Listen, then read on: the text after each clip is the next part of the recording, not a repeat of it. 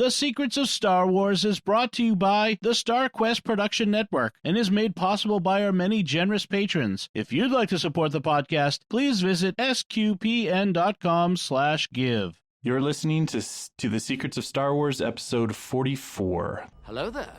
It's a power that Jedi have that lets them control people and make things float. Impressive. Every word in that sentence was wrong. Help me, Obi-Wan Kenobi. You're my only hope. This station is now the ultimate power in the universe. I find your lack of faith disturbing. It's against my programming to impersonate a deity. That's not how the Force works. Force is with me, and I am with the Force, and I fear nothing. Remember, the Force will be with you, always. What is up, Angela, Mike, Thomas, Andrew, and all you listeners out there? This is Daniel Logan. Yes, the one and only Fett from Attack of the Clones and the Clone Wars. And I just want to send you guys all a special message to say, have a wonderful, wonderful May, and especially with Mr. May the 4th, but happiest Revenge of the 5th, and an even better 2020 to you guys.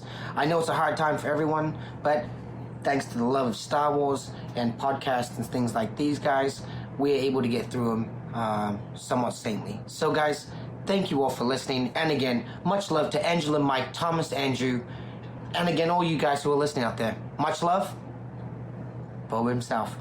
May the Force be with you all. Hey everybody, I'm Father Andrew Kinstetter, aka Father Fett, and you're, of course, listening to The Secrets of Star Wars, where we talk about everything connected to that galaxy far, far away, including the deeper themes and meanings. Oh, and we, of course, have special cameo shout-outs from Star Wars actors. That's awesome. So, you, of course, heard Daniel Logan. He was on the docket to be broadcasted on May the 4th. However, he missed it, as you heard, but he was in time for Revenge of the 5th. So, at this point, of course, we are a week out from that. So, pretty much happy Star Wars month to everybody listening. Oh, yeah. So today is a big day for us. We are discussing the finale of the Clone Wars by looking at episodes 11, Shattered, and episode 12, Victory and Death. And joining me on the panel today are, first up, Andrew Hermes. How's it going, Father? Well, I was telling Angela beforehand that I don't know if I'm tired or just emotional from these episodes. So I'm hanging in there. Totally understandable. So, of course, second up, then we have Angela Cialana. Yes, and I had nightmares last night, so who knows if it was because of watching these episodes. But hello, everyone. And third this evening, we have Thomas and Huro. Hello, everyone. No crazy no crazy stories for me. Okay, perfect. You'll be the sane one out of our panel tonight. Sounds good. But before we get into the Clone Wars, there's just a bit of Star Wars news and tidbits that I just wanted to kind of throw out there, and we won't really analyze these very much because there's really nothing to analyze. But first of all, there was an Instagram post from Robert Rodriguez, who shared a picture of him and Baby Yoda, and he revealed that he has had the opportunity to direct Baby Yoda himself. So all we know is that he is going to direct an episode in season 2 of The Mandalorian.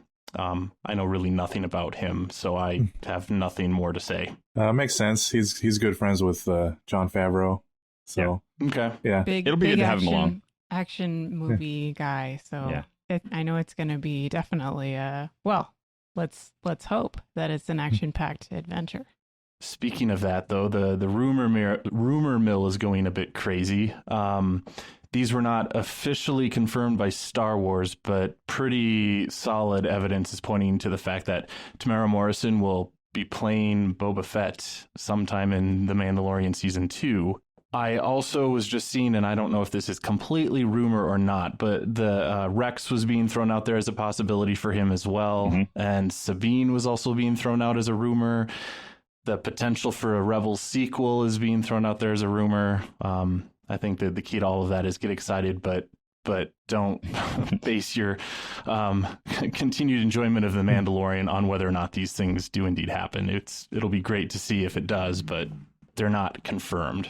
I'm actually kind of I want The Mandalorian to succeed as The Mandalorian, and I'm a little nervous actually about bringing in other characters like Boba Fett or a big alternate names like this. I was a little bit nervous about Ahsoka, honestly, but she fits, and I think it makes sense. Whereas, you know, start bringing in all of these other things, and it's kind of like Star Wars is going to collapse on the Mandalorian.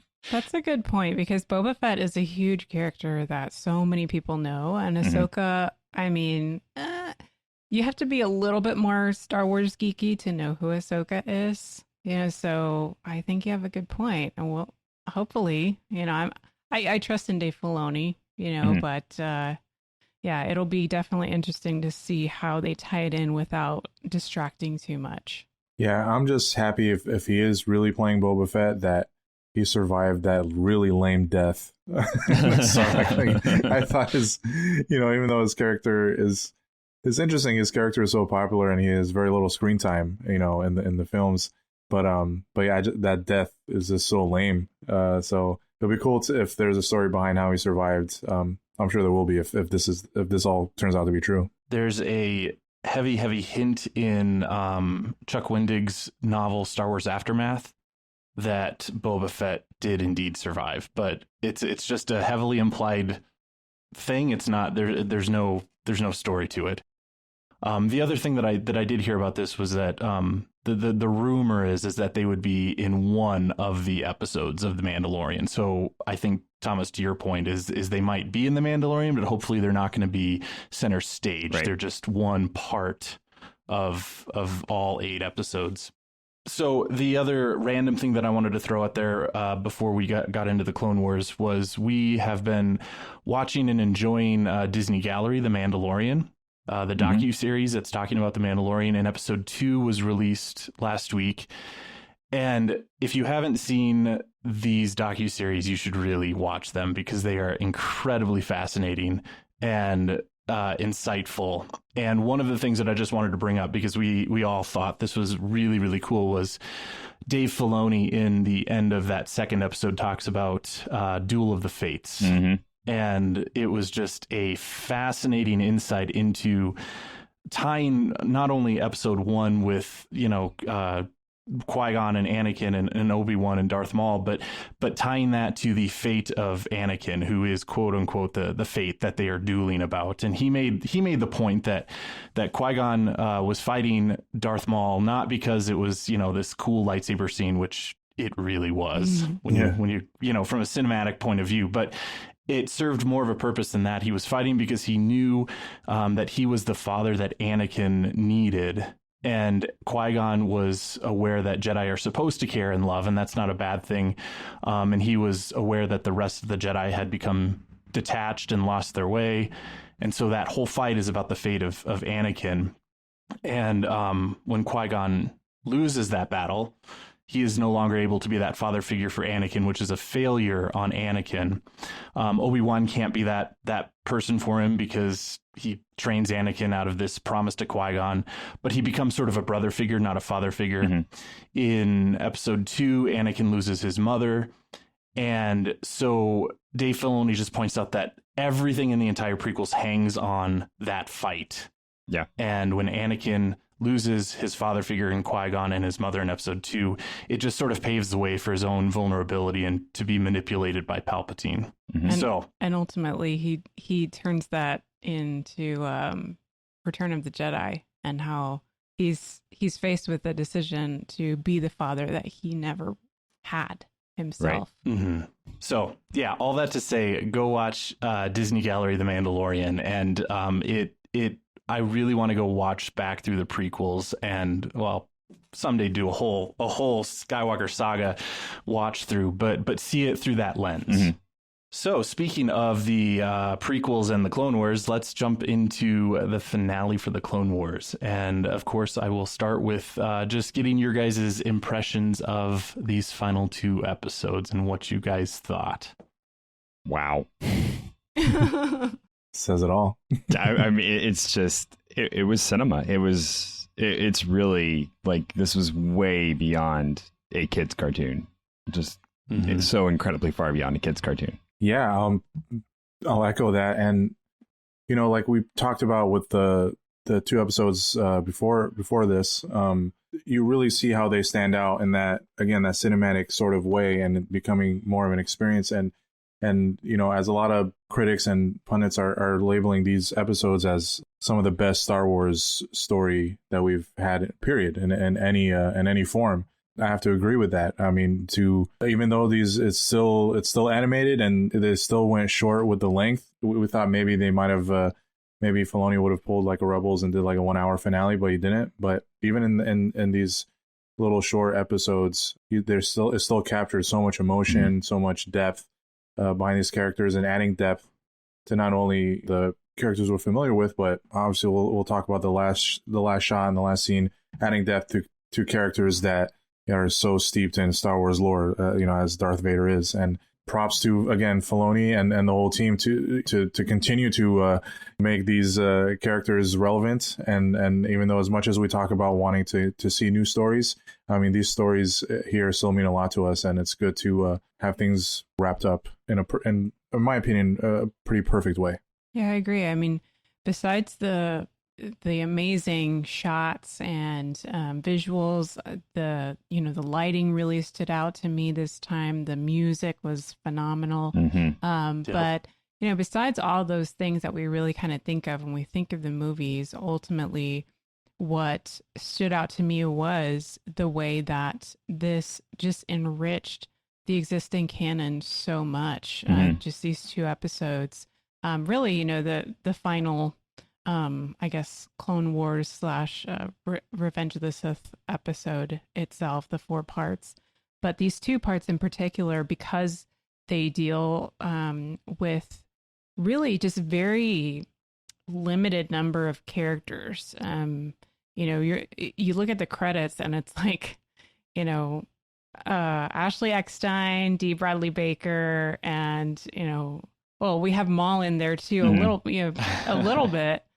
But I mean, really, But he's got like 4 lines, Yeah, I mean, but really just the amount of emotion and we have Mace Windu in there too, Yoda. But it all tied together so well with, like I said, the existing canon, and then just the relationships that have been established over so long. And in the behind the scenes in the Clone Wars download, Dave Filoni was talking about how, he tries to make these Clone Wars episodes very much like you come in, and the way that George taught him was you come into the episode, you don't necessarily need to know a lot of backstory in order to appreciate the episode. But he admitted that in these particular episodes, and especially in the last one, it really paid off for everybody who has invested so much time into the Clone Wars and into Star Wars in general. And I think for me as a Star Wars fan, that's the major thing that I took away from this, is just feeling all of those feelings and appreciating the depth and the richness of the story. Yeah, but I was even in that, I was amazed at how much he was able to establish that connection between Rex and Ahsoka in that tiny little fraction of a moment he had at the beginning of that last episode. So that you felt the really good bond between them right before the Order 66 happened. And you didn't even need to watch the rest of Clone Wars to know how close these 2 characters were. True. Right before that happened. And so that was, I was wondering how they were going to play that off, and they did such a fantastic job with that. Well, it's at that point that she explicitly says that the Republic couldn't have asked for better soldiers, nor I a better friend. And and it was when I looked at the title of the episode, Shattered, I threw in parentheses after that. I put Shattered My Heart. Yeah. Because like this whole thing, like at that point in the episode, like you knew they have this incredible bond, and Ahsoka has just said, I have never had a better friend than you. And you know that when he goes to receive that transmission, that that it's Order 66 is coming. And so, yeah, it was, you guys have all kind of hit on my view on it as well, is that it was a lot more emotional and very much more relational. And one of the things that I definitely noticed when I was watching these was when I watched Revenge of the Sith back when it hit theaters, all that I was really concerned about was the epic lightsaber battle between Anakin and Obi-Wan, because like that's as a high schooler, like that was my focus. I knew what Order 66 was going to do, and so I knew that the clones, or I assumed that there was going to be this shift. I guess I probably didn't know about the clones in particular, but I knew that the tables were going to get turned, and I didn't care about the clones at all. They were just, what made an epic fight scene. But what the Clone Wars has done so phenomenally is it's gotten to show the humanity of the clones and made you care about them. And so to see that dynamic play between Rex and Ahsoka was so deeply felt. But then even seeing Rex play off of seeing his brothers turn and then not being able to do anything about it was just way, way, way more impactful and emotional. And even earlier today, I was playing some of Revenge of the Sith in sync with the clone, or with these episodes, and oh my gosh, it changes everything that I've felt about Revenge of the Sith and that Order 66 montage of scenes. It's almost like a Shakespearean tragedy. Yeah, I kept shouting at my TV, no.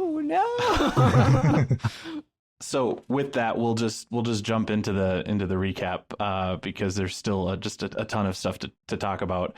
And so episode 11, Shattered, starts off with just kind of the aftermath of this battle on Mandalore, and Gar Saxon is led away, and Maul is captured and bound, and Bo-Katan and Ahsoka have kind of a cool little moment there where Bo-Katan is telling Ahsoka that she wishes she was good at something other than war. And Ahsoka subtly suggests to Bo-Katan that she could be the new kind of leader that Mandalore needs.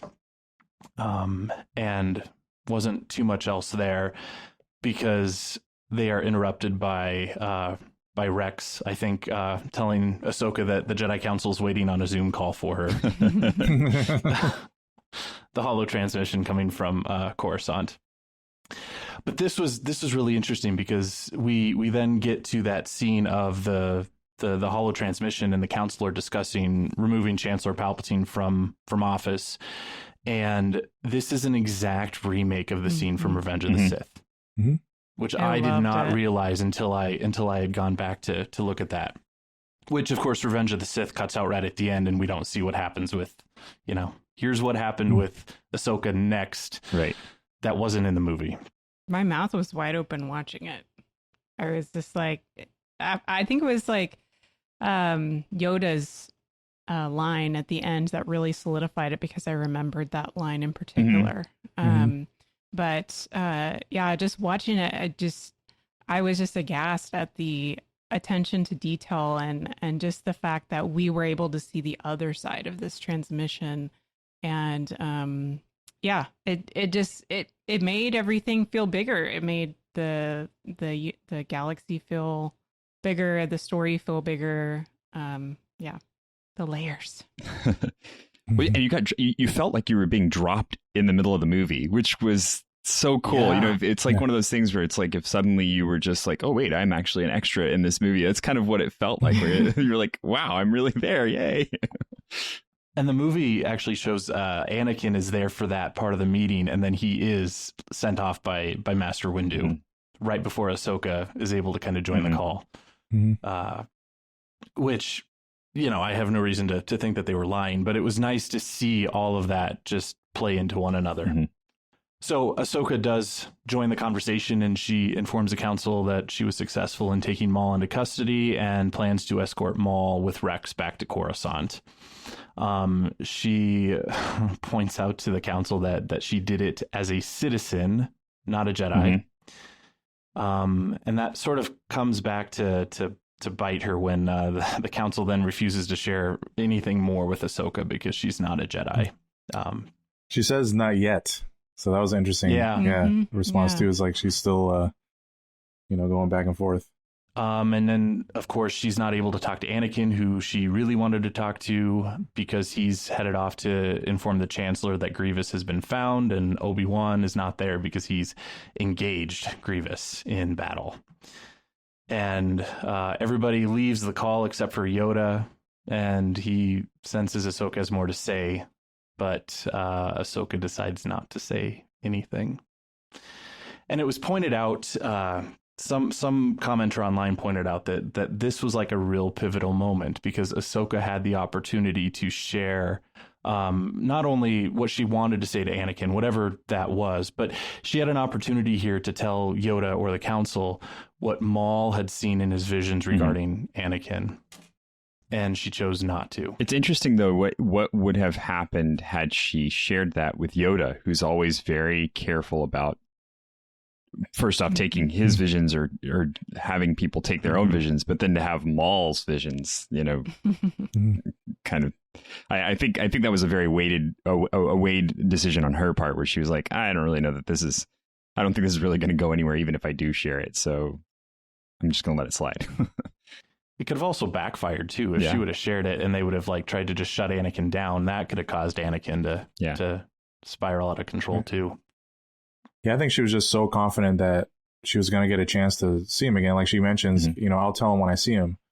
So I think that was a big part of it too, is she would rather be face to face, and so Anakin could really feel where she's coming from and to try and talk him out of whatever he was about to do, whether she fully believed it at that point or not. And that just adds to the tragedy of the whole thing because she keeps assuming she's going to talk to Anakin again. Yeah. And she doesn't. So Maul is brought on board a shuttle in a device that is able to restrain Jedi, which I thought that was quite an interesting thing. It looked to me like almost a precursor to what we see like the Mandalorian doing, containing bounties in carbonite.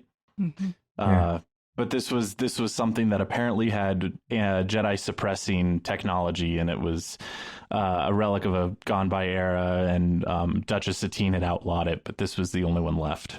But it was able to restrain Maul. I'm going to put heavy quotes on that only one left thing. Yeah. Sure, Bo. Right. Yeah, and that sort of red sort of force field was basically looked like the same from Phantom Menace during that battle. That red force field just reminded me of that, where, you know, Obi-Wan and Qui-Gon were trapped and waiting for them to open up. There was, I should have just tried to make a tally of them, but there was so many connections to the various movies in both of these episodes, just in so many subtle and varied ways, and it was just really, really, really interesting how they kind of played all that off. One of the things that I noted at this point, and I'm sure we'll probably talk about it later too, was the music. I know, Angela, you had mentioned that earlier, but I even wrote it in my notes that the music is, at this point, it was just so incredibly somber and tense. And it was very similar to the music at this point in Revenge of the Sith. In fact, I was kind of listening to some of the soundtracks today, and they're very much in parallel and tense and somber, and added a ton of depth to that emotional weight. Well, it was interesting. Mike mentioned this outside of the conversation, but it's something that I noticed as well. It felt very, very much like Vangelis, soundtrack, where it had this Blade Runner kind of feel to it, very deep, sweeping, pulls you in and makes you feel like the world is much bigger than just this small little chunk of it that you're seeing at the moment. And that played to the story really well because the story was like one small piece of such a big arc that was finally coming to a head. And, the music felt completely different than anything else you felt in the Clone Wars. And my kids all noticed that too. They were like, wow, this is like really weird music for this part. And I was like, yes. Yeah, good. You guys are keeping up with this. Awesome. Yeah, with Star Wars, it's usually orchestral music, and then, adding the synths in there, like you mentioned, like the Blade Runner influences and stuff like that. And Mandalorian has incorporated that in the score for that show as well. It's totally different than anything John Williams has done before, and any other composer. So it did feel a little not Star Warsy, but it felt very, very relevant to everything that was going on, and it was great. It was awesome. Well, when you combine that with the pacing of the episode at this point is very deliberate. And it reminded me of like Jaws or like some other thriller. It's even, you have like the lighting, as I mentioned, and then, but also when Maul's in that container, you just see his eyes, and his eyes are darting around. It's like he's waiting for the monster, like in a monster movie. And so, as this pacing is very deliberate, you're getting a lot of shots of people just walking, from one place to another. And typically, of course, you don't, because there's so much to cover. It adds to that feeling of there's something coming. There's something awful coming. Right. Yeah. And you see them in hyperspace, which is something that you very rarely see in the Star Wars universe. They're like standing on the bridge and there's all the hyperspace stuff flying by. And it's like, wow, that's a long time. This is a long shot in a transition space right here.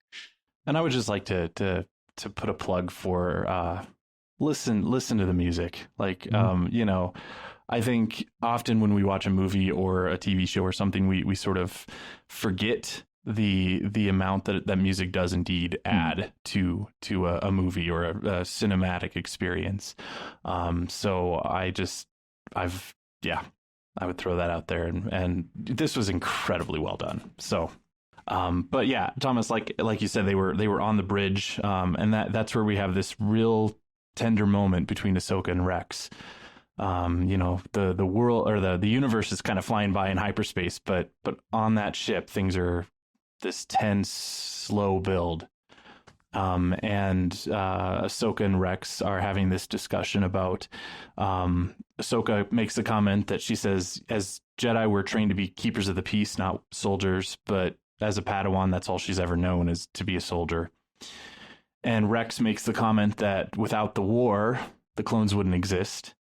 And at which point it was really cool. Ahsoka points out, well, then perhaps some good has come from all of it. And so again, they continue to point out the goodness of the clones, the humanity of them, and you're feeling for them. They're not just automatons. And it's at that point that she tells Rex she couldn't have asked for a better friend, and they salute each other. And yeah, my heart was breaking because I knew what was coming. Rex is then informed of a communication briefing that's come in, and a kind of almost reverse foreshadowing. Ahsoka says, "I'm sure that it's more good news." Yeah. Yeah. Oh. It's the moment you've been waiting for the whole series. Yeah. Like if you're a Star Wars fan, like, oh, I mean, it's great that they're building this relationship with the clones, but that's kind of the problem, right? That's the whole issue here. And so you've been waiting for it, and finally it comes and you're just like, oh, don't do this. But man, does it make Order 66 actually emotionally impactful. Because it's at that moment that Maul and Ahsoka both sense that confrontation between Mace Windu, Darth Sidious, and Anakin, and we see Rex receiving the command from Sidious to execute Order 66. Which was mind-blowing to see him say Lord Sidious. I was like, Rex, what? You knew? Like, what is this? Yeah, it was crazy. Yeah, I chalk it all up to the implant. Yeah. That he knew it because of that, not because of any other reason. I know, it's just creepy seeing him call him Lord and then by his Sith name. I don't know, it just really hit me. But we also see the intense struggle that Rex goes through right in that moment, which was so beautiful and tragic. Because Ahsoka runs up to him and she senses that something's wrong. And Rex says, "I'll do it," and points the guns at Ahsoka. But this is the first of 2 times where you can see that he's crying. And his hands are shaking like crazy, too. Yeah. The whole time that he's fighting it. And, D. Bradley Baker, man. Yeah. Seriously. Oh. One commenter was pointing out that perhaps the reason that Rex struggled with it and the other clones didn't was because Rex was aware of the implant and the potential other uses of it, and the other clones were not even necessarily aware of the chip in their own heads. So I thought that was kind of an interesting rationale, because Rex has obviously even been aware of it and kind of been struggling with it himself. So he is resisting shooting Ahsoka, and he manages to tell her to find 5s before succumbing to the implant and shooting at her. Gosh, just make it more sad. Yeah. Fine fives. Like, come on. I put in here another music cue. The music change here was super intense and very, very good. And for me, it immediately brought me to the montage of scenes from Revenge of the Sith, because you know that they're all happening right at the same time and that this is happening. It's the same piece of music, Anakin's Dark Deeds. Yep. So Ahsoka defends herself and she manages to escape to an upper deck. Which was the most awesome scene, because she sat there and deflected all of their blaster bolts, not back at them, but into the ceiling so that she could leave, which just tells you so much about her character and the split second decision to make to say, I am not going to kill any of them. And it doesn't matter how much she was being attacked, how she knew every single one of these guys was capable of doing some serious damage to her if she made a single mistake. And instead of choosing to fight back, she chose, I'm going to figure this out, and made that decision so rapidly. It was amazing. Well, to me, it reminded me of Yoda always saying, remember your training. Because I think that's what Ahsoka was really ultimately doing. She's been doing a lot of reflection on what is a Jedi, how she was trained, how she's been living, what people think of the Jedi, what is their role, what is her role, and what is her identity. And ultimately, I think she remembered her training and she remembered what a Jedi is supposed to be. And that was why her mantra through these 2 episodes was, I'm not going to kill anybody.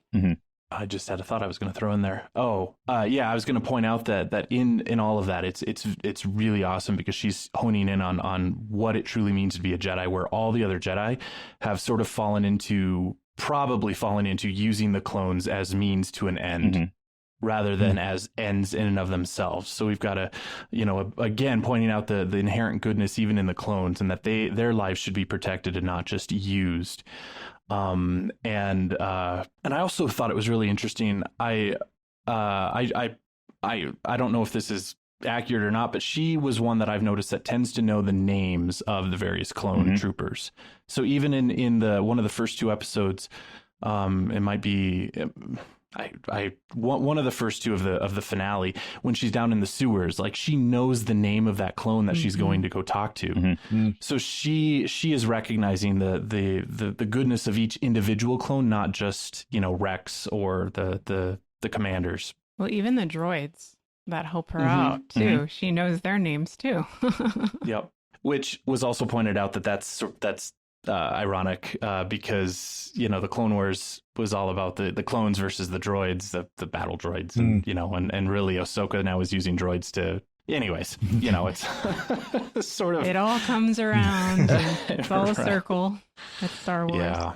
So Rex orders his men to go execute Maul and search for Ahsoka, because both of them have been marked for termination by reason of treason against the Republic, and any clones disobeying will also be marked as traitors and executed. So we move forward to Maul, and 2 clones go to execute him, and Maul is saved by Ahsoka. Again, she just disables the clone troopers. She cuts through one of the weapons, but ultimately just knocks them both out. And she tells Maul, or she wonders if this was all Maul's doing, and Maul denies it, but is able to put the pieces together that this was Sidious's plan all along, was to turn the Jedi's own army against them. And I thought this was a fun scene between the 2 of them. Maul just assumes that Ahsoka has come to him for help, right? Little bit of pride there. And Ahsoka tells him that nope, she only just wants a distraction or a diversion, and she says, "Go cause some chaos. It's what you're good at," which was an awesome line. I like how he asked, "You give me a fighting chance." And she tells him that she's not rooting for him, so tells him to just get going. It plays so much into the tragic figure that he is too, because like I was reading this article that was talking about him as the anti-hero, where as soon as he meets his fate at the end of Phantom Menace, he comes back and starts to realize that something really big is wrong, and he starts to work against that. And you can look at him as just having a crime syndicate, but at the same time, you can look at him as fostering the rebellion against the Empire before the Empire was a thing, right? So he doesn't pick a side. He's one of the very few characters that does not pick a side in the Clone Wars, but is fighting against all of them because he knows they're all bad. He knows the whole thing is bad, and he just he's not equipped to do it in any better way because he was raised a Sith. Like from the very beginning, he was a Sith, and he's been a Sith all the way through.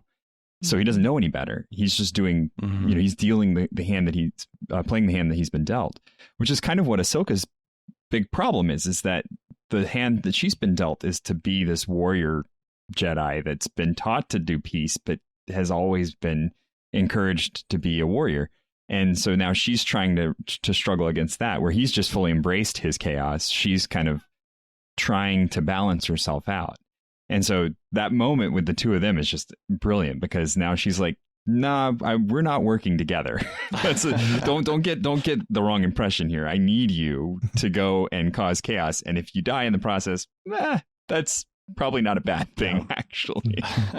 It was also heartbreaking for me at that moment. It kind of, we see this montage of some of the clones going to search for Ahsoka. But they're all still wearing their Ahsoka painted helmets. Yeah, that got me too. It adds to the tragedy.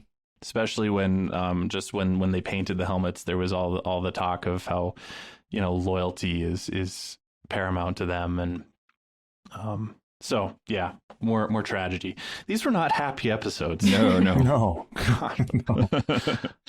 Rex then orders the clones to destroy the escape pods and increase security at the hangar in order to capture them. And Ahsoka forms a plan where she then goes off and finds those 3 astromech droids who are very happy to help her. And the R7 is able to bring up the files on 5s for Ahsoka, at which point Ahsoka finally realizes that she sees this file in a Kaminoan, I'm probably mispronouncing that. Yeah. Kaminoan, there we go. Is talking about how Fives experienced a malfunction in his inhibitor chip, and a grievance report was filed by Rex, but the file was sealed, and so Ahsoka tries to use Anakin's passcode, which is 8108, and that opens the file. Did you guys catch what that might be a reference to? Oh, I'm intrigued now. I was wondering at the time, but I hadn't looked it up yet. I don't know if this isn't if this was legit or anything, but it's what a lot of people online have come up with. But it could be a reference to the Clone Wars movie theatrical release date in the United States, which was August 10th of 2008. So 8, 10, and then 8. I bet you that's it. I don't know. A day we don't want to remember. Kind of fits. So in this sealed file, Rex shares that he believes that there's a possibility that these organic inhibitor chips could be used for a purpose that they didn't fully understand. And so Ahsoka kind of puts the pieces together that these chips are the reason for this drastic change in the clones. We then have this really intense scene of Maul fighting his way through the corridors, where he's using no weapons, but he uses the Force to throw the clones against the walls. He pulls doors and levitates them as shields, and then he fires those as weapons against the clones. He's so impressive without a lightsaber. I mean, right? Yeah. Well, it's awesome. It's funny because Angela, before you mentioned that his eyes were darting around looking for the monster, and now suddenly the monster is out, and he is just stalking the halls, finding guys to throw around and just totally destroy. And to me, it felt very reminiscent of Darth Vader at the end of Rogue One. Yeah. Where you were just terrified of this dark Force user. And someone loses a limb because of it. Yep. Star Wars, check the box. Got it. Done. Yep. I also put in there that the way that he lost his arm was actually very reflective of the Mandalorian in the very first episode, at the very first scene, where he gets his arm caught in the door. Yep. But yeah, it's not Star Wars unless someone loses an arm.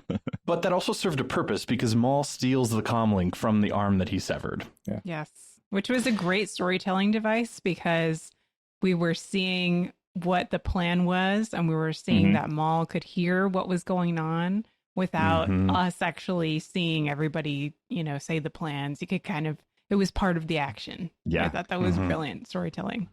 This is reminding me of a video that just came out a few days ago of the Guinness Book of World Records, the guy who has the most Star Wars collectibles. It's a guy that he named his, his house or wherever he houses his collectibles, Rancho Obi-Wan. And if you watch the video, one of the things that he has is the Severed Limb series. Is this a bunch of figures of all the severed limbs throughout Star Wars? I think it was a fan-made thing. I don't think it's an actual toy made by a manufacturer, but because he has a lot of fan-made stuff. But that just reminded me of that. It was hilarious. He can add another one to his collection. There you go. Exactly. So meanwhile, while Maul is doing all of this, Ahsoka and the droids are going after Rex, and they manage to trap him and close the blast doors around him. And via a hologram, Ahsoka tries to tell Rex she thinks she knows what's going on and that she knows that he was programmed to do this. And Rex really isn't swayed by any of that reason. And she kind of appears behind him, and then the droids immediately shock him and knock him out. And quickly they drag him off into the medical bay. And then in the medical bay, Ahsoka has one of the droids run scans to find that inhibitor chip, and they are unsuccessful. And it took me a little bit to I think, reason why that was so. And I think at least in my mind, how I managed to get around that was it was in one of the earlier episodes with Fives. I think it was revealed that it was an organic inhibitor chip, not just a mechanical device. Right. So that was going to play with some of the sensors, and so they scan, can't find it, and the clones, of course, are trying to break in, and Ahsoka then uses the Force, and she holds Rex's head and chants, "I'm one with the Force, and the Force is with me." And then he starts chanting it. Yeah. Yep. Yep. Great moment. Just Yep. And so clear connection to Rogue One there. The chant that this was a particular chant that was said by members of the Guardian of the Wills who protected the temple of the Kyber in Jeddah City on Jeddah. And so it was spoken in times when spiritual guidance of the Force was needed. And so that's where we see in Rogue One Chirrut reciting that fairly frequently. And I just wanted to point out that this reminded me very clearly of the Jesus prayer. Are you guys familiar with the Jesus prayer? Mm-hmm. Just a simple mantra, words, Lord Jesus Christ, Son of God, have mercy on me, a sinner, but it's often repeated. And it's more of a tradition in the Eastern Catholic world rather than us Latin Catholics. But that phrase was often repeated as a way to help with meditation by clearing up the mind and the heart to kind of achieve that unceasing prayer state that St. Paul talks about. So I just kind of I found that connection to be interesting, but that Force chant worked, and the inhibitor chip is discovered, and so Ahsoka immediately has the droids take him into surgery to remove the chip. And the result of that particular episode, the clones open the door, and Ahsoka starts to defend herself, but begins to get overwhelmed, and Rex. That was a really quick surgery. I know. I was about to say. Rex is able to get back into his own head and shoot some of the clones, and Gigi is able to reseal the door. And he tells Ahsoka that this is something that's affecting the entire Grand Army of the Republic, and that all of them are ordered to hunt down and destroy the Jedi Knights. And the episode then ends with the troopers trying again to break back into the medbay door. We had some debate in our house about how the surgery was so quick. So we were thinking, like targeted laser surgery. They just blast it with lasers and there you go, zapped. But there was some discussion before we went on to the second episode. They're like, how did that happen so fast? I mean, he even has like a bandage too, or some sort of a skin mold or something. Yeah. So, quite efficient droids. This is the world of back to tanks, guys. So. Yeah. Suspension of belief and all of that. Anything other random that you wanted to throw in about the first episode before we move to the next? Okay, so we come then to the finale, Victory and Death. appropriately termed. So what did you think that these words referred to, victory and death? Because for me, initially I was thinking the Emperor's victory and Ahsoka's death to her past. Interesting. Okay, I was interpreting it as Rex and Ahsoka's victory in escaping, but then also with Ahsoka faking more or less her own death. Yeah, that's kind of where I went with it as well. Me too. But actually, Angela, I think you have multiple a very meanings. solid point there. I think they've been very good about that with all of these, with all the ways they're titling these last few episodes. So this episode, of course, picks up right after the last episode ended, and they're Rex and Ahsoka are in the med bay, and it's at that point that Ahsoka tells Rex to set his guns to stun, and that she has an idea on how to escape. And so Ahsoka and Rex escape the med bay, and he is shooting them with stun bolts, and they are able to head toward the hangar bay because they realize that the droids tell them, I think, that all the escape pods have been destroyed. So the hangar bay is their clear path to escape. And Rex realizes that Maul is loose, and Ahsoka has to tell him that she let him out as a diversion. That was a comedic moment too. Yeah. Which, speaking of Maul, we jump to him as he goes into the hyperdrive room and just attacks and destroys the clones in there. And he uses the Force to pull down the hyperdrive generators. Yeah. Ooh, intense. He's amazingly powerful. Like, this is over the top, incredibly powerful. But I think one of the things you have to remember, and this is one of those things that I think the newer movies capitalize on without fully exploring, is the fact that there's kind of a pool of the Force and the way that it moves. And so as soon as this moment initializes, as soon as Order 66 starts and Sidious makes his play, it's like all of the momentum from the Force kind of moves into the dark side. And so immediately anyone who's using the dark side of the Force is going to become more powerful. And that's an incredible narrative tool if you set it up right. But if you don't, then it just looks like wait a minute, how did this person become so much more powerful than they were like 10 seconds ago, you know?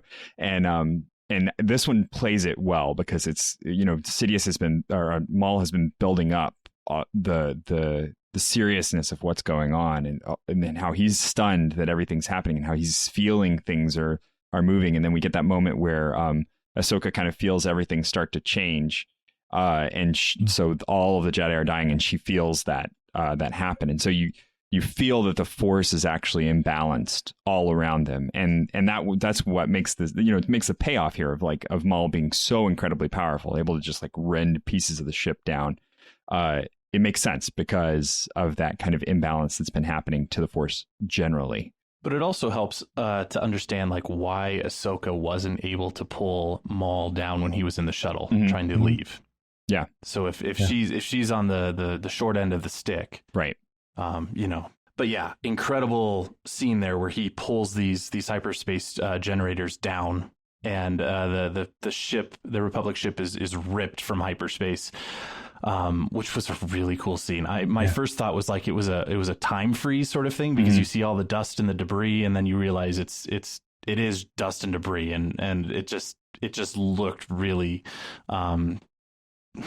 again, kind of tragically cool. Right.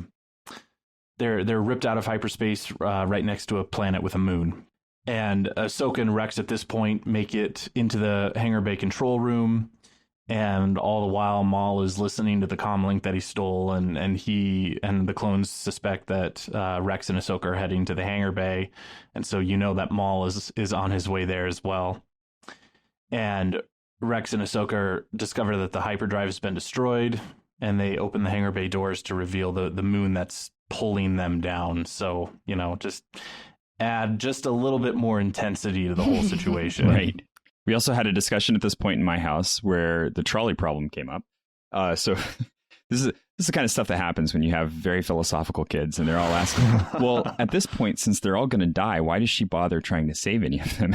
And so then we talked about moral responsibility and whether or not she's directly responsible for their deaths, or if it's just an unavoidable circumstance at this point, whether or not. And then they're all like, yeah, but she let Maul loose. So they're just like, yes, you're right. I mean, she did kind of set this whole thing up. It wasn't her. You could almost call that material cooperation with evil, right? It's like it was this very interesting discussion that we were having about her responsibility to the lives of all these clones, despite her trying her best not to kill them, and whether or not. So I don't know. Kind of sidetracked there, but it was an interesting discussion in my house. Yeah, I was thinking the same thing. I mean, along with your kids, like what we just mentioned earlier, like she was telling Rex to set phasers to stun. I'm like, well, Maul isn't stunning anyone, like, so, and you're the one, like you said, that let him loose. So it's like, yeah, I guess she's I don't know, trying to make up for any I don't know, sins or whatever, or any guilt that she's carrying for making that decision. It's like, oh, maybe I could clean this up, but obviously she failed in that aspect, at least. Yeah Well, and it's at that point that Ahsoka and Rex are having almost that same exact discussion, and Ahsoka tells Rex that the clones may be willing to die to prevent Ahsoka and Rex from escaping, but Ahsoka says that I am not going to be the one who's going to kill them. So she's making the distinction that they may die, but she's not going to be the one directly responsible for it, even though, you know, she let Maul loose and all of that. She's not quite factoring that into her moral equation. Well, this was my favorite moment of the whole arc, I think. And I interpreted it, yes, I mean, you guys have good points. But at the same time, I kind of interpreted it as her living out the concept of turning the other cheek, because you know, she was still standing her ground, and she was still defending herself and Rex, and she was still doing what she thought was right. So she, you know, it was basically, yeah, I guess it's a little bit more complicated, because the clones are really not able to think for themselves. But if they were, I think it would be a primary example of turning the other cheek, where she, she's basically, the concept of turning the other cheek is often seen as like the sort of weakling thing to do, like, okay, hit me again. But in reality, what I've come to learn and appreciate about that teaching is that it's about standing your ground and sort of inviting the other person to be bad again. And so, yeah, I mean, I don't know. It just reminded me of that lesson. Maybe now that I'm talking it out, that it's not quite the best example, but yeah. But it also is the whole, you know, if you hurt me, regardless of your own motivation, I'm not going to retaliate in revenge and hurt you back. Or and it goes back to what we were saying earlier, is that she is not willing to kill them directly in order to help her and Rex escape. So she's not going to do evil, use the clones as a means to an end to help them escape. And I think that's the juxtaposition you see there is between her and Maul, where Maul is just wantonly killing them, destroying them any way he can, because he wants to get off. He wants to get off the ship. He does not want to go back to Coruscant. He wants to be out of there. And so he doesn't care. He's going to kill everyone on the ship, and he's going to find a way off. And that's his way. Whereas with Ahsoka, it's more, I want to get off, and I know they're going to try and stop me, but I don't want to hurt them in that process. I want to try and get off without killing them, if possible. Yeah, and as you see Rex saying that they're willing to die and all that sort of stuff, that moment where she removes his helmet and you see, like, you know, Rex saying these words, but his facial expression says more. You know, he's more on her side of this. Of course, he'd rather not kill them. They're his brothers, and he doesn't want to have to kill them. So you kind of see how Ahsoka's approach kind of shows how, like, she's really helping Rex see her side of it, by revealing his true emotions, because he's behind that mask. He can be as bold and as much of a leader or as strategic as possible, but behind that mask, she reveals like his heart. And it was super important to do that, because you see, that's the second time that you see him crying in this episode, or in these episodes. But it also shows the amazing trust and vulnerability that he is willing to have with Ahsoka. And that just speaks to the depth of their friendship, and that, that kind of vulnerability doesn't make him, less of a man or less of a clone or less of a commander or captain or whatever, but it actually just reveals how much more human he is, which is super important. And I think that's one of the key points of the entire Clone Wars was to harp on that, the clones' humanity, which was really cool. Rex and Ahsoka come up with this plan to get them closer to the shuttle without having to kill any of the clone troopers. And so Rex comes out pretending to hold Ahsoka prisoner, and he tries to get Jesse talking, because the droids are the man behind the curtain in The Wizard of Oz. They're off doing their own thing to try to help the situation. And he tries to use reason on Jesse by saying Ahsoka isn't really a Jedi and hasn't been for some time. Jesse is not at all being moved by it and declares that Rex himself is now in violation of Order 66. And this was interesting and funny. He will be demoted and then subject to execution along with Ahsoka. Why does he need to be demoted in order to be executed? But, so he's no longer commander. He's back down to captain. And a kind of the throwaway line that he said was, I didn't much like being a commander anyway. And that, for me, immediately echoed in a similar way Han Solo when they did the prisoner gag in episode 4, where, boring conversation anyway, just, get on with it. We got company. Right. So the droids at that point, thankfully, have done their job, and they drop the floor out from under a good chunk of the clones. And Ahsoka and Rex begin to fight their way to the shuttle. At which point, of course, Maul arrives and is able to push Ahsoka back, and he manages to get to the shuttle first.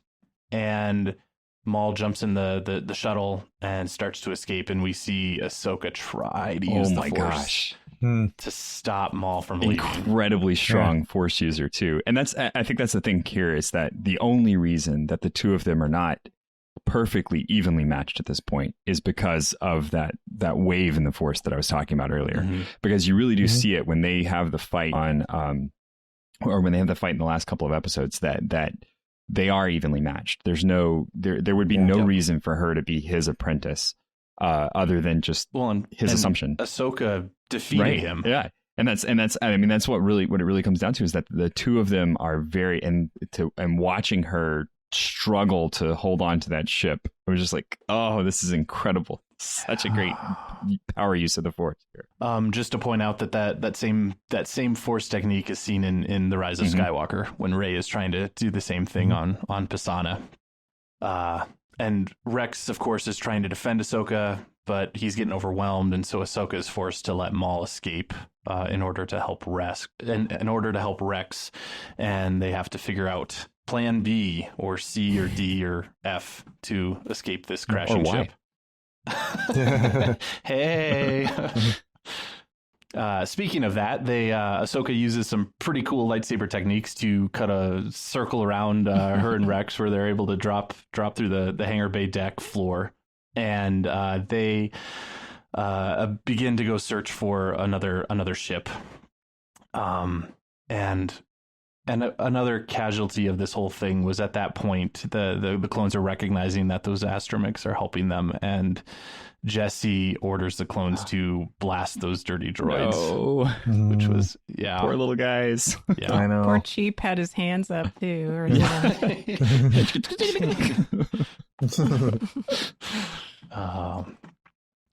So speaking of Plan Y, Rex and Ahsoka do manage to find their way to a Y-wing prototype, and Ahsoka force pushes Rex onto, and he's able to jump into the cockpit and start to fire it up. And this these scenes were just going super quickly because the Republic ship is breaking into the atmosphere. It's breaking apart. We see, you know, a bunch of those kind of scenes. You know, meanwhile, Ahsoka's still deflecting laser shots from the clones, and Rex is working on getting the Y-wing operational. And we have this scene where he does get the Y-wing operational, and the ship is falling, and Ahsoka is trying to get into that secondary cockpit and is kind of doing some fancy acrobatics as she's, you know, jumping on debris and trying to get to the cockpit. I love how it goes back to that scene when they're first arriving at Mandalore, and she's, you know, she's like, I don't need a jetpack. She just drops out of the ship and then starts, I'll beat you to the ground. And he's like, okay, sure. and so you see that. Yeah. It's like, yes. Kind of comes full circle. Right. You know, that kind of skill was not unwarranted. Mm-hmm. So, of course, we all knew that this was going to happen, but she manages to finally get a hold of the cockpit and get into the cockpit, and they escape in time. At which point we come to kind of the real somber ending of the Clone Wars, of the series, and of these episodes. But we see something really, really heartwarming too, that Rex and Ahsoka do land on the moon, and they bury all the dead clones. Mm-hmm. Again, seeing the humanity in them to the end, and respecting that. Ahsoka then makes it look like she died in the crash too, and she fakes her own death by leaving her lightsaber behind. So in that cloak, it was gray. She looks like an owl, like the outline of her Leiku with the hood of the cloak. Right. It really kind of foreshadows what's coming next. Yeah. Which was super fascinating. Yeah. We have a time jump, and Darth Vader arrives on the moon. He approaches the crash ship and picks up Ahsoka's lightsaber and ignites it. And that's where then we see this bird flying over him, which is Morai, who is kind of an owl creature who has very specific ties to the mystical daughter from the Mortis arc in the Clone Wars, and also very specific ties. Once in that arc, the daughter gave her life to save Ahsoka's. This owl Morai has been following Ahsoka in pivotal moments in her journey. So Morai shows up in Star Wars Rebels. I rewatched A World Between Worlds today, which was really fascinating now that I've kind of seen some of those things put together. One of the other online articles with an interview with Dave Filoni, he had pointed out that he said that owls symbolize both death and wisdom. Yeah. So cool how it was played here. Ahsoka's quote unquote death, but also, you know, her wisdom in doing that. And in that same interview, he said that he uses owls as a foreshadowing device to tell the audience to really pay attention to a particular moment. So, which, yes, once I remembered that, I was like, okay, got to really like dissect this and think about all the different meanings and symbolism and. Yeah. Well, I'd like to point out something that a lot of people will just kind of gloss over here. This is as far as I know, and I've watched a lot of Star Wars, so I'm thinking I'm right here. This is the only time we see Vader with a blue lightsaber.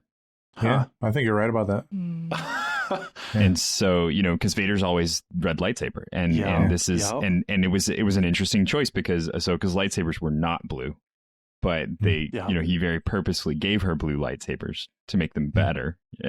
But here we see Vader with a blue lightsaber. And so like this whole scene is just like from the moment he arrives on the moon, the whole scene is just laden with very artistic imagery. And so he's standing there over the graves of these clones and he ignites the lightsaber, and it's Vader with a blue lightsaber, which is just very jarring in and of itself. But then it kind of sets the tone for the rest of that scene, like what could have been. And, you know. Well, and also Morai, the daughter gave her life to save Ahsoka, right? And so if you think about Morai is circling above, representing the daughter, then you have Vader / Anakin somewhere deep down in there with a blue lightsaber that was his color at one point. And eventually he will then give his life to save his son. The father saves the son. It's almost like the daughter, the father, and the son. Symbolism, like, all in one. I don't know. That might be looking way too deep, but who knows? I wouldn't put it past Dave Filoni. Well, and Anakin was supposed to be the father in that arc. He was invited to take his place to keep the balance. Right. Yeah. So very likely we are exactly doing that, foreshadowing what he eventually does by sacrificing his own life. Yeah. Yeah, and I think that's what we see too. Like it's not only, Ahsoka faking her death and him finding the lightsaber, and it's like, oh, him assuming that she's dead. I think a part of him's like also saying, well, if she is still out there, I think a part of him saying, I hope I don't find her. I think there is that little hope. I mean, obviously there is we see the glimmers of Anakin still deep down there with those moments of silence and those pauses and him igniting the lightsaber. So I think that's something that probably went through his head. That deep dark mind of his. Or to take it a different way, someone else online was pointing out that this could very likely be where Anakin, I guess he doesn't quite truly die because he is redeemed in Return of the Jedi, but they pointed out that it was like on Mustafar where physically Anakin Skywalker was killed and became Darth Vader, but they suggested that it was right at this moment that he emotionally was destroyed and kind of left that all behind. Yeah, I mean, I'm thinking also back to that Rebels moment with the shattered helmet where you see like a little bit of his face, and then he kind of pauses when Ahsoka says Anakin. I don't know. I guess deep down Anakin's always there, as we know, but guys, I think it's really crazy. I never interpreted that scene as her faking her death. And now that you guys are saying that, I'm like, oh, okay. Because I'm right there with you. It. I mean, I got there eventually, but yeah, watching it in real time, I did not interpret it as her faking her death. I just interpreted it as like her just being, just tired of everything and not knowing, what to do next. No, but I'm right there with you. I did not. That's not how I read it the first time. Yeah, I didn't read it as her faking her death. I read it as her finally giving up the Jedi. That dropping the lightsaber was her saying, "No more. I am beyond this. I am not going to participate in this anymore." And I don't think ultimately that she could have been faking her death, because I mean, who else would have buried all of the clones? And so there's.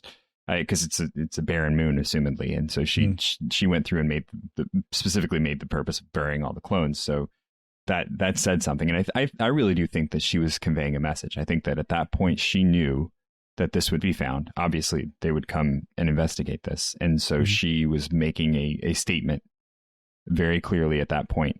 But I would say even with her, she still doesn't know what Anakin has become. So for her, this is a breadcrumb to try and get him to find her so that she can reconnect with him if he's still alive after all of this.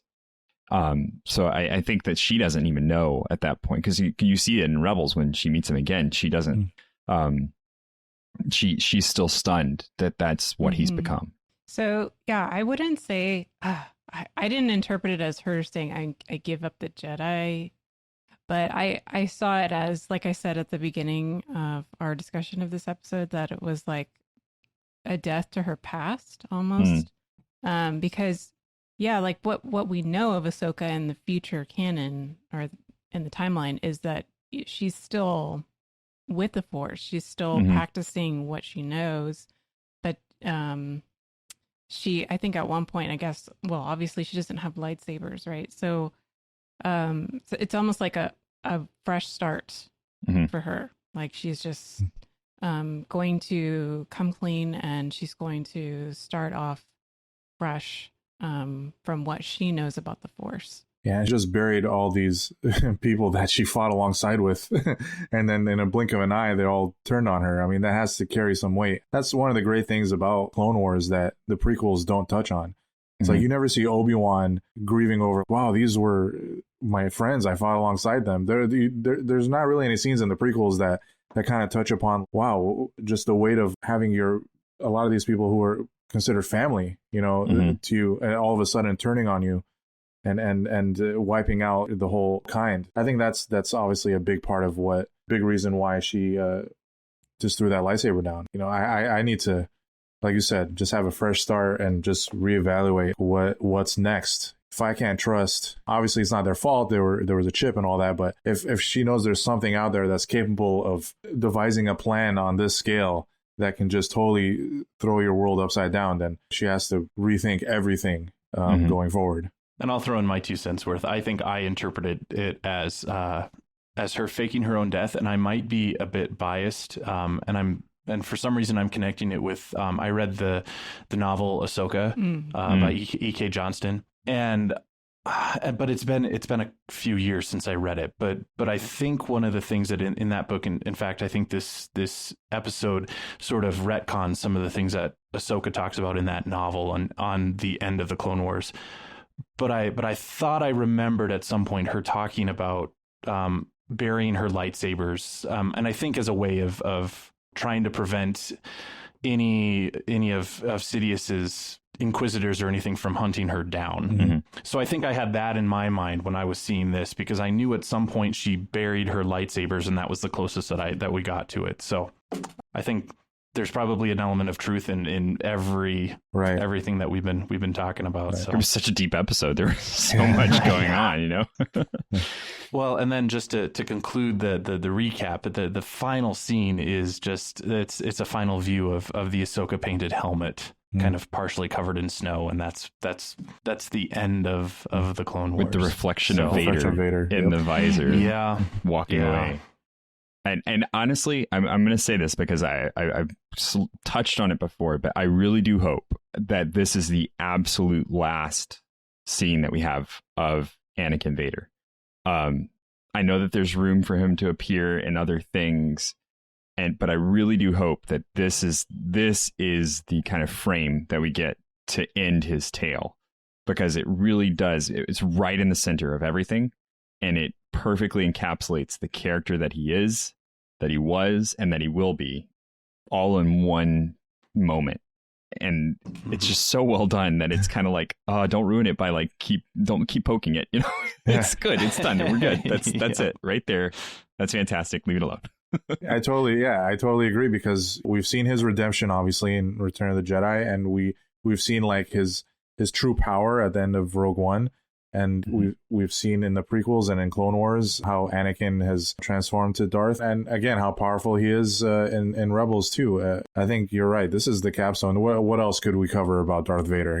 This is, we know everything there is to know about him at this point. So can I share some of Mike's words about this scene? Either you were or I was going to. Okay, go ahead, Father. Go ahead. Okay, so yeah, I compiled. Mike Creevy had a few thoughts to share. He couldn't be with us, but I gathered them up. So point number one that he makes is he said he couldn't help but laugh a bit at how pivotal the Y-Wing prototype turned out to be. He said that ship gets a bad rap. He also said, I love Kyner's score in these episodes. The music, very Star Warsy, while expanding quite a bit into a sort of soundscape environmental feel. He said, it felt like Hans Zimmer's plus Vangelis plus M83's Oblivion soundtrack to me in places. He then went on to say that the raw emotion they communicated through animated characters is truly astounding, especially the relationship between Rex and Ahsoka. This is Star Wars at its absolutely phenomenal best. High praise. Lastly, he says, I agree with everything Thomas has said about the concluding scene with Vader. It's art, plain and simple. The specific final shot of his reflection slowly disappearing from view off the clone's helmet says so much. The totality of the drama of this whole war is summed up there. In the eyes of the Emperor, they were never more than pawns to be ultimately discarded in his greater effort to create Vader. And as that new creation simply walks away with no remorse from the helmet, which symbolizes so much, the deed is finally done in a sense, and the ends totally justified Palpatine's means. The poetry of Star Wars. It's awesome. When it's done well, it's great. It's a great story. And I think that's what's amazing about it, is that it tells very, very deep. You can make very deep connections with characters. If we're all honest with each other, it's a completely goofy, like ridiculous, like the vision of Ahsoka sitting there, like, making a gritting face while she's holding a ship down with her mind. It's ridiculous. But then it's placed so well inside of everything we know about how the Force works and who these characters are and where they've come from and where they are and where they're going, that it's impactful. It makes you feel something for them. Well, and these are just, in a sense, modern mythology. Exactly. I think they were talking about that in one of the Mandalorian docuseries episodes. And that's what draws us to him so much. Is sure, we love the characters, but ultimately we're reflecting ourselves in these characters, and we're seeing how they deal with morality in the world around them, and we can learn about ourselves by watching and getting invested in these kind of stories. Any final thoughts from you guys regarding the finale of the Clone Wars? I can't believe it. I did see on Twitter that one of the crew members was tweeting in response to the fan reaction that like as long as you like, the audience loves them, we'll keep making them, or something like that. And people freaked out, like, what is there going to be more Clone Wars? But you can't do more Clone Wars. No. I don't go do something else though. But pour this much love into something else, I don't know if he meant Clone Wars specifically. He could just be talking about Star Wars animation, Star Wars in general. But I just thought that was kind of an interesting little tease that he put out into the universe. Well, I know they must already know what they're moving on to, right? Like they know, like they've been hired on for the X and X thing, and they've already got the set designs and stuff like that. But which I do not envy them that job, like of like sitting on it, like watching the fans react and go, oh man, you guys just don't know what's coming next. It's so awesome, so I don't envy them that, but I'm sure that they've got this crew of people working on the next big thing already, because how can you not? It's such a phenomenal end. I'm super excited for the next big thing, which may or may not include animation, but the High Republic, I think, is the next big thing that's coming our way. But that's strictly novels and comics and young reader type books. For now. Yep. We'll see what happens with that. The other random things that I wanted to throw out there was, just before we started recording, I looked up the rankings of these episodes on IMDb. So these are rankings of any TV episode ever created, and they're voted on, and they have to have, I think, at least 1,000 votes to be on this list. And granted, these episodes got about 5,000 votes each, and some of these episodes have 50,000 or more votes. But regardless of that, Victory in Death, the finale, is ranked 4th best TV episode ever on IMDb. Shattered is ranked 5th best, and The Phantom Apprentice is ranked 6th. So pretty job well done. Yeah. I mean, obviously those will go down because IMDb ratings are infamous. Like, they have the worst system. Because, like, I think at one point, when one of the Avengers, not Endgame, but I think it was maybe Age of Ultron or something like that. Like, when that movie came out, all of a sudden it popped up as in the top 10. It's like, okay, it was a good movie, but like, come on. And then naturally it'll go down. Give it some time. Yeah, so it just gives some time. But yeah, for the time being, it's good that it's getting this exposure. Well, and The Phantom Apprentice being still ranked ranked 6th, and this is 2 weeks after we recorded last time, and I forget where it was then, but I think it was in the top 10 last time we recorded. So, it could stay there. So, okay, well then we will wrap up. So, Of course, listeners, what did you guys think of the finale arc of the Clone Wars? And definitely please let us know what you thought by commenting on our Facebook page or tweeting at us.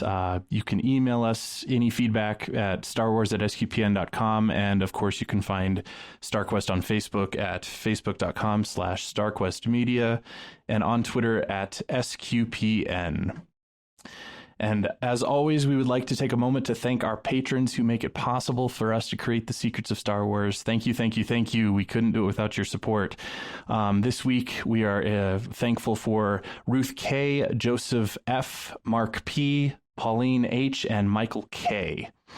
Their generous donations at sqpn.com/give absolutely make it possible for us to continue the secrets of Star Wars and all the shows that we make here at StarQuest. And if you would like to join them, you can do so by visiting sqpn.com/give. Also, of course, be sure to subscribe to the show in your favorite podcast player, whether that's Apple Podcasts, Google Play, Stitcher, TuneIn, Spotify, iHeartRadio. You can also listen on the Amazon Alexa. So I discovered that a couple weeks ago. So you can also, of course, find us on the YouTube through the SQPN YouTube channel, and just be sure to click the bell to get notifications on new episodes. And you can find all of our previous episodes at sqpn.com/Star Wars. So now going forward, we will be back in 2 weeks, and we are choosing to follow Ahsoka, Rex, and Maul as they appear in Star Wars Rebels. So first up, we will be looking at the first 2 episodes of the second season of Star Wars Rebels. So definitely be sure to make it through those episodes before listening to us next time. So until then, Andrew Hermes, thank you for joining me and sharing the secrets of Star Wars. Thanks for having me. Always a pleasure. Angela Ciolana, thanks, of course, for joining us this evening. Thank you. And Thomas Sanjurjo, thanks for joining us. It was a pleasure. And once again, I'm Father Andrew Kinstetter. Thank you for listening to the Secrets of Star Wars on StarQuest.